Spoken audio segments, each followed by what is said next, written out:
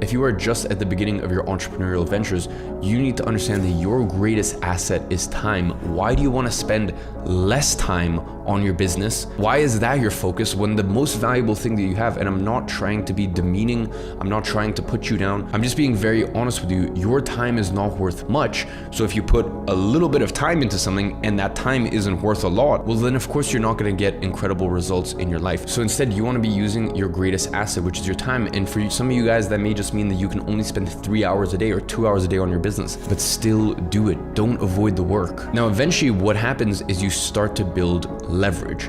And true power in life is leverage. And there's no such thing as passive income. There is simply leveraged income. And there's really two main types of leverage. I'd say maybe a third, but for most people, it doesn't really apply. At first, the main source of leverage that you have is systems. You'll get to the point where you will start doing things in your online business and you'll build systems around them, or maybe you'll start to automate them. Maybe you'll start to use some automations, and that is leverage. You might get to a point where you build a system to get customers, to get clients, and now the system is built. That's your leverage. That thing just kind of keeps running. And the second form of leverage, and this is the most powerful leverage by far, is team. And in the first 6 months, you don't really need to worry about this too much, but team could mean having a VA, it could mean having a contractor, it could mean having cheap interns, it can mean having employees, all the way up to employees who get paid hundreds of thousands of dollars, sometimes even millions of dollars. But obviously you don't need to worry about that now. I'm just trying to paint the picture that you have this idea of passive income. Oh, I'm gonna spend a little bit of time and I'm just gonna build passive income. But you need to understand that the world is a free market. That means that everyone is competing against everyone. And if someone else has more leverage than you in the form of systems, in the form of team,